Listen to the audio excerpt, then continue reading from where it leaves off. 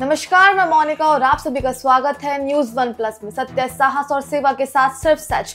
आज हमारी टीम, मैं और मेरी सहयोगी साहिबा जी, कालकाजी विधानसभा के अंदर मौजूद हैं और हमारे साथ एक ऐसे शख्स मौजूद हैं जो कि कालकाजी विधानसभा से निगम पार्षद रह चुके हैं और चेयरमैन भी। तो इनसे बात करेंगे कि चुनाव तो हो चुके हैं, भारतीय जनता पार्टी की सरकार 27 साल बाद दिल्ली के अंदर बनी है और भारतीय जनता पार्टी ने एक महिला को मुख्यमंत्री बनाया है, रेखा गुप्ता जी को मुख्यमंत्री बनाया है, जिन्होंने शालीमार बाग से 27,000 से ज्यादा वोटों से अपनी जीत हासिल करी थी। क्या रीजन रहा है भारतीय जनता पार्टी का एक महिला को मुख्यमंत्री बनाने का? आइए जानते हैं, बात करेंगे खविंदर सिंह कैप्टन जी से कि उनकी क्या राय है, क्या सोचते हैं। चलिए जानते हैं।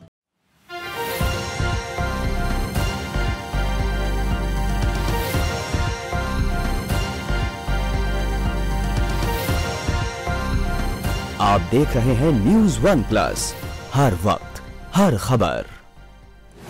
सर, बहुत बहुत स्वागत है आपका हमारे चैनल में। और अभी भाजपा की सरकार बन गई है, काफी समय बाद, 27 साल बाद भाजपा की सरकार आई है, क्या कहना चाहेंगे?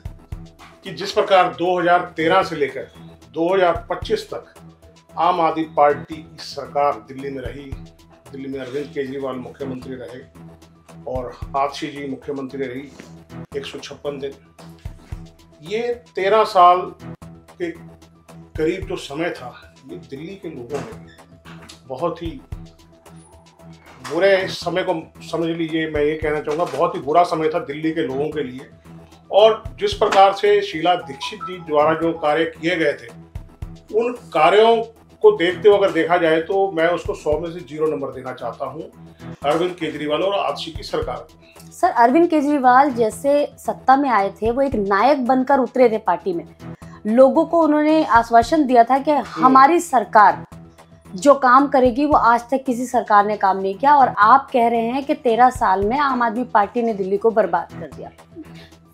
देखिए, सबसे पहले तो मैं ये बताना चाहता हूँ कि जब स्वर्गीय श्रीमती शीला दीक्षित जी थी, तब 28,000 करोड़ के बजट के अंदर, 38,000 करोड़ के बजट के अंदर सड़कें बनी, फ्लाईओवर बने, मेट्रो आई, कॉमनवेल्थ गेम्स हुए। लेकिन अब लगभग 75,000 करोड़ का बजट है। जितना भी दिल्ली का इंफ्रास्ट्रक्चर है, सारा का सारा बैठ चुका है। सड़कें टूटी हुई हैं, यमुना इनसे साफ नहीं हुई है। ये बार बार कहते थे मैं यमुना साफ करूंगा, यमुना साफ करूंगा। शराब की नई पॉलिसी लेकर आए और जिसके कारण इनको उसका खामियाजा भुगतना पड़ा और उसके कारण ये लोग सत्ता से बाहर हो गए। ये भ्रष्टाचार के खिलाफ आए थे और भ्रष्टाचार में ही ये लिप्त हो गए और जिसके कारण इनको, इनकी पूरी कैबिनेट को जेल में जाना पड़ा।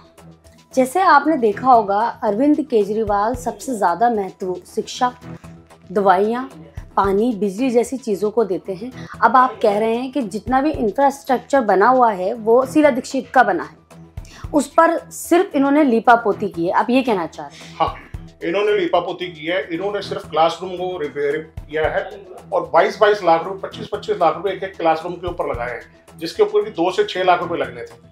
अभी रुकिए, आप 2-4 दिन रुकिए, अभी CAG रिपोर्ट टेबल होगी विधानसभा के अंदर और इसके अंदर इन्होंने 2,306 करोड़ रुपए का घोटाला किया है। शराब पॉलिसी जो आए लेकर आए थे, शराब नीति लेकर आए थे और इनको विड्रॉ करनी पड़ी थी।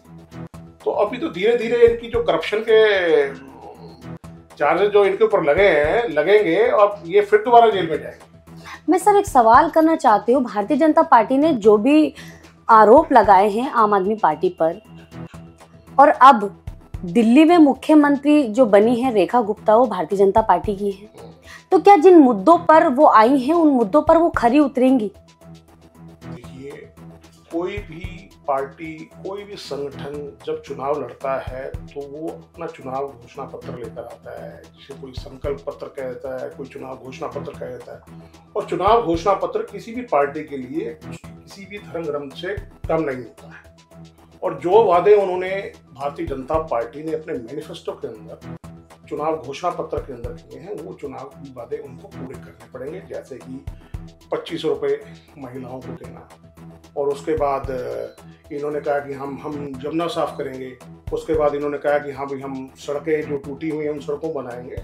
बहुत काम दिल्ली के अंदर करने वाले हैं और मुझे लगता है यमुना की साफ सफाई शुरू हो चुकी है। यमुना की साफ सफाई पहले से शुरू हो रखी थी, वो मशीन तो पहले ही चलती रहती है। ये सब ऐसे कयास लगा रहे हैं, इन्होंने आके करवा दिया। लगभग 6,800 करोड़ रुपए का बजट अब तक इसके ऊपर खर्च किया जा चुका है। और बहुत ही दुर्भाग्य की बात है कि यमुना अभी तक साफ नहीं हुई है और उसका खामियाजा अरविंद केजरीवाल सरकार को भुगतना पड़ा है। इसी कारण वो यमुना मैया का श्राप उनको पड़ा, तभी इनकी सरकार नहीं बनी। अब रेखा गुप्ता तो अपने इंटरव्यू में कह रही हैं कि अब शुरुआत ही यमुना से होगी। देखिए, इनको यमुना साफ करनी पड़ेगी। यमुना नदी दिल्ली की हमारी लाइफलाइन है, इनको यमुना नदी को साफ करना ही पड़ेगा, नहीं तो उसी प्रकार दिल्ली की सत्ता से भारतीय जनता पार्टी को भी निकाल के फेंक दिया जाएगा, जैसे अरविंद केजरीवाल की सत्ता को निकाल के फेंका है। सर, एक सवाल महिलाओं के दिमाग में घूम रहा है, दिल्ली की महिलाओं के दिमाग में। हमने जब एक खबर की थी उसमें कई महिलाएं थीं जिनके दिमाग में ये सवाल गूंज रहा था कि अब भारतीय जनता पार्टी की मुख्यमंत्री बन चुकी हैं रेखा गुप्ता, तो क्या वो 2500 रुपये का जो वादा किया गया था, क्या वो 2500 आएंगे और किस कंडीशन में आएंगे, किस किस को मिलेंगे, मैं वो जानना चाहती हूँ। देखिए, आने वाला समय बताएगा कि यह 2500 रुपये कैसे देंगे और इनको देने पड़ेंगे। इन्होंने चुनाव में घोषणा की है, इन्होंने अपने चुनावी घोषणा पत्र में इन्होंने घोषणा की है और उनको देने पड़ेंगे ये 2500 रुपये। किन किन कंडीशंस में ये पैसे मिल सकते हैं, किन को मिल सकते हैं? कई ज़्यादातर महिलाएं वर्किंग हैं। देखिए, मैं ये इसमें यही बताना चाहता हूँ कि भारतीय जनता पार्टी की सरकार है, तो ये भारतीय जनता पार्टी की सरकार के लोग ही बताएंगे कि किस कंडीशन में, किस क्राइटेरिया के लोग इसके पात्र हैं। अच्छा सर, एक सवाल और है मेरा, मैं ये भी जानना चाहती हूँ, 500 रुपये सिलेंडर, जैसे कांग्रेस ने भी ये वादा किया था कि अगर हमारी सरकार बनती है 500 रुपये का हम सिलेंडर कर देंगे, और 2500 का वादा कांग्रेस ने भी किया था, 2100 का आम आदमी पार्टी ने किया था। शुरुआत हालांकि आम आदमी पार्टी ने ही की थी, जिसको फॉलो कांग्रेस और बीजेपी कर गए और बीजेपी उसका फायदा उठा गई। अब मैं ये जानना चाहती हूँ, क्या सिलेंडर भी 500 रुपये हो सकता है? इनको देना पड़ेगा सिलेंडर 500 रुपये। इन्होंने चुनावी घोषणा पत्र में घोषणा की थी कि हम 500 रुपये का सिलेंडर देंगे, तो इनको देना पड़ेगा। नहीं देंगे तो दिल्ली की जनता बहुत समझदार है, जैसे केजरीवाल जी को सत्ता से हटाया, आरसी जी को सत्ता से हटाया, इनको भी सत्ता से हटा दिया जाएगा। अब मेरा अंतिम सवाल है सर आपसे, कई लोगों के दिमाग में एक ही चीज़ घूमती है कि काम, अगर महिला मुख्यमंत्री बनी है दिल्ली में, तो काम ऐसा होना चाहिए, शीला दीक्षित से भी बेहतर काम होना चाहिए। जो शीला दीक्षित ने काम किया है वो अभी तक किसी ने नहीं किया, ऐसा लोगों का कहना है। देखिए, केजरीवाल सत्ता में आए थे, उन्होंने कहा था मैं दिल्ली को पेरिस बना दूंगा। हमें पेरिस नहीं बनाना दिल्ली को, हमें दिल्ली को दिल्ली बनाना है, स्वर्गीय श्रीमती शीला दीक्षित जी वाली दिल्ली।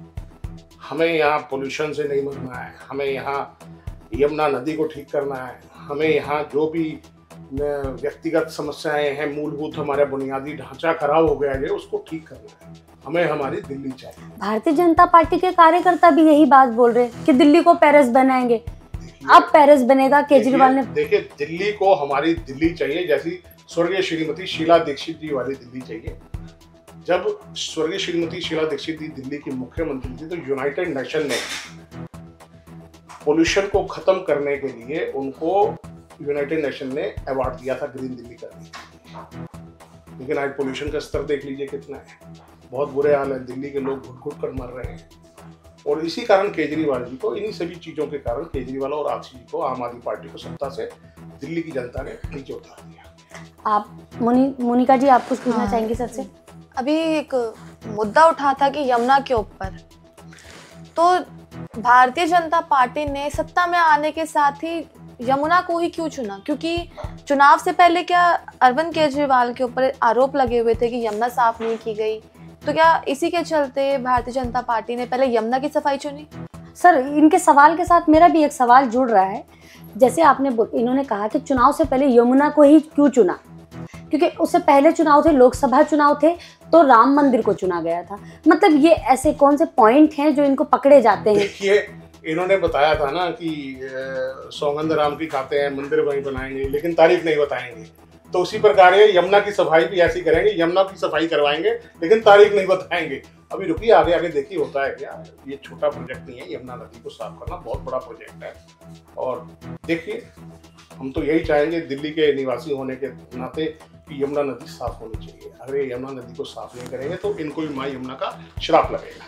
तो देखिए, हमारे साथ मौजूद थे खविंदर सिंह कैप्टन, उन्होंने अपनी राय रखी, उनसे हमने सवालों के कई जवाब मांगे, उन्होंने जवाब दिए। और दिल्ली की नई मुख्यमंत्री रेखा गुप्ता के बारे में बात की, जिस तरह से उन्होंने वादे किए हैं, क्या वो वादों पर खरी उतरेंगी, उस पर भी खविंदर सिंह कैप्टन से बात की। इस खबर में तो बस इतना ही। तब तक के लिए नमस्कार।